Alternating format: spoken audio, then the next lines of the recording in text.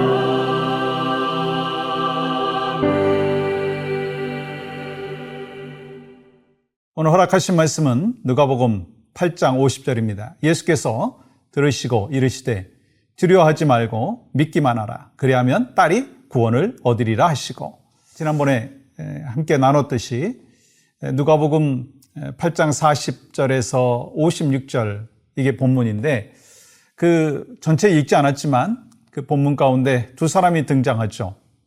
혈루증 여인과 야이로의 딸에 관한 내용이죠. 근데 오늘 본문 말씀을 야이로의 입장에서 읽어보시면 어떨까 생각을 해봤습니다. 그때 흥미로운 사실을 발견하게 되죠. 예수님께서 혈루증 여인을 고치신 사건이 언제 시작되었나? 그것은 예수님께서 야이로의 딸을 살리시기 위해서 그의 집으로 가던 도중에 시작되었다는 거예요. 그래서 본문에는 혈루증 여인을 고치신 다음에 야이로의 딸을 살리신 이야기가 나오고 있습니다. 그때는 회당장 야이로의 딸이 죽게 되었어요. 언제 숨이 넘어갈지 모르는 그런 상황이었습니다. 그래서 야이로는 모든 것을 뒤로 하고 예수님께 찾아가 간구했고, 예수님께서는 야이로의 집으로 가고 계셨어요.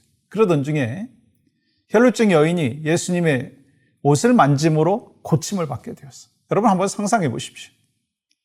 여러분의 자녀가 생명이 막 위독해가지고 911 불렀어요. 그리고 허겁지겁 병원으로 가고 있는데 갑자기 그 의사가 앰뷸런스를 세워놓더니 길가에 어떤 사람과 막 이야기하고 있는 거예요. 그 마음이 어떨까요? 난리가 났을 거예요. 근데 더 큰 문제는요, 야이로 집에서 사람이 와서 이제 예수님을 모셔갈 필요가 없다는 거예요. 왜냐하면 이미 야이로의 딸이 죽었기 때문에. 이때 야이로의 마음에 어떤 변화가 있었을까요? 처음에는 막 절박한 마음이었을 거예요. 그 마음은 딸이 그날 밤 넘길 수 없을 것 같은 절박한 마음이었죠. 다음은 어떤 마음이죠? 초조함과 불안한 마음이었어요. 왜요? 예수님을 모셔가는 길에 우연히 맞닥뜨린 그 혈루증 앓는 그 여인을 고쳐주시고 계셨기 때문이에요. 그리고 망연자실의 마음이었을 거예요. 왜요? 딸이 죽었다는 소식을 듣게 되었기 때문에. 그 다음에는 딜레마입니다.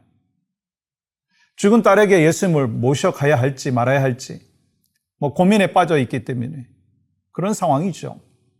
예수님께서는 혈루증 앓을 여인을 고쳐주시는 사이에 야이로는 그 딸이 이미 죽었다는 소식을 듣게 돼요. 그래서 야이로가 갖고 있었던 그 마지막 희망이 사라지고 예수님에 대한 믿음이 사라지고 있을 때 예수님은 50절에서 이렇게 말씀하시죠. 두려워하지 말고 믿기만 하라. 그리하면 딸이 구원을 얻으리라. 믿음이 흔들리는 야이로는 그 예수님의 말씀을 듣고 믿음으로 반응하기 시작했어요. 그가 예수님을 집으로 모시고 갔더니 아이는 이미 죽었고 사람들이 곡을 하고 있었어요. 이 아이의 죽음은 현실입니다. 그런데 야이로의 믿음은요, 흔들리지 않고 있었어요. 그리고 결국 그 믿음대로 죽은 자기 아이는 영이 돌아왔고 일어나게 되었어요. 사랑하는 여러분, 하나님의 역사를 경험하지 못하는 사람 중에는요, 처음부터 믿음이 없기도 하죠. 그렇지만 처음에는 믿음이 있었는데 그 믿음이 끝까지 지속하지 못함으로 하나님의 능력을 경험하지 못하는 사람들도 있어요. 그래서 믿음이 끝까지 가는 것이 매우 중요한 거예요. 간혹 보게 되면 과거에는 대단한 믿음을 가지고 간 것 같은데 시간이 지나면서 주님을 점점 멀리하게 되고 나중에는 믿음을 버리는 사람들이 있어요. 그 사람의 믿음이 과거에 아무리 좋았다 할지라도 지금 이 믿음이 없다면 그 사람은요, 주님과 상관없는 사람이에요. 왜 우리는 고난 앞에서 실패합니까? 주변 사람들 때문에 부정적인 믿음의 변화가 일어난다. 그런가요? 야이로의 믿음에도 부정적인 영향력을 끼치는 사람이 있었습니다. 야이로의 딸이 죽었다는 소식을 전하고 더 이상 선생님을 괴롭게 말라고 했던 그 사람들의 말에 집중을 했다면 이 야이로의 믿음도 결국 떨어졌을 거예요. 우리들은 어쩔 수 없이 인간관계 속에서 살아갑니다. 관계 속에서 상처를 주기도 하고 상처를 받기도 하는 것, 그게 우리들의 일상 아닌가요? 과거의 영향력은 크기 때문에 믿음까지 영향력을 끼치게 되는 거예요. 그래서 믿음이 좋고 인격이 훌륭한 사람을 만나서 교제하면 긍정적인 믿음의 변화가 일어나고, 믿음이 없다든지 믿음이 있는데 인격에 문제가 있는 사람을 만나면요, 부정적인 믿음의 변화가 일어나게 되더라고요. 여러분, 그렇기 때문에 우리들의 믿음이 부정적으로 변화된다면 하나님의 역사를 볼 수가 없어요. 사람 때문이건 환경 때문이건 아니면 자신의 문제 때문이건 믿음이 흔들리거나 믿음을 버리면 안 되는 거예요.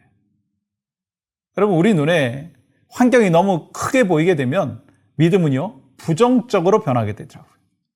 그리고 이 부정적인 생각과 상처들이 쌓이다가 보면 점점 믿음에서 멀어지는 거예요. 우리는 하나님과 환경을 비교하면서 환경을 다스리시는 하나님에 대한 믿음을 가져야 하는데, 자기의 환경과 그리고 상황을 비교하면서 그것을 이기지 못하는 자신을 바라보면 여러분, 이 불신앙을 선택하게 된다는 거예요.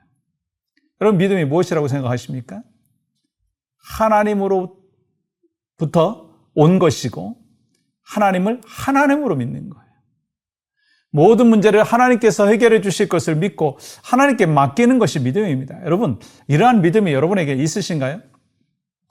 우리는 사실 다 있다고 생각합니다. 그렇지만 많은 사람들이요, 기도하면서 염려하는 것을 보게 되죠. 기도는 기도이고 염려는 염려라고 생각합니다.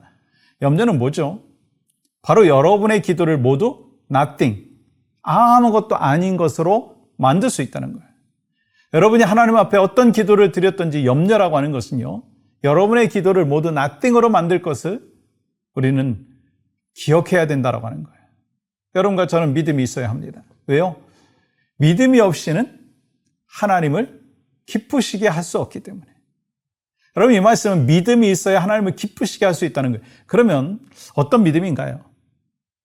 우리 예수님은 선하신 분이시기 때문에 내 인생에 가장 좋은 것을 주시는 하나님이시라는 것을 믿어야 합니다. 그 믿음이 있으면 고난 중에도 주님께 더 가까이 나아갈 수 있어요. 그리고 주님의 능력을 끝까지, 언제까지? 끝까지 믿게 되는 거예요. 이것이 바로 하나님께서 원하시는 여러분과 저를 향한 믿음이에요. 우리가 이 믿음을 가지고 어떤 고난도 이겨낼 수 있을 줄 믿습니다. 오늘 여러분과 저에게 주시는 메시지가 무엇입니까? 우리의 삶 가운데 고난은 찾아옵니다. 그 누구에게도 고난은 피해가지 않더라고요. 고난을 이길 수 있는 믿음이 무엇입니까? 바로 그 주님께서 이미 지금까지 우리에게 역사해 주셨던 그 신실하신 하나님의 능력을 믿는 거예요. 그리고 그 능력을 지금도 하나님께서 주시기를 원하시고 또 우리는 그 믿음을 갖고 살아갈 때 그 능력을 경험할 수가 있는 것입니다. 그래서 우리가 오늘 함께 이렇게 기도하기를 원합니다. 인생에 찾아오는 고난 중에 주님의 능력을 끝까지 믿는 믿음을 주시옵소서. 참된 믿음으로 주님을 기쁘시게 하는 성도가 되게 하여 주시옵소서. 그것이 바로 여러분과 저의 기도의 제목이 되기를 원합니다. 하나님, 오늘 또 살아서 역사하시는 신실하신 하나님을 깊이 경험하는 축복의 하루가 될 수 있도록 인도하여 주시옵소서. 예수님의 이름으로 기도합니다. 아멘.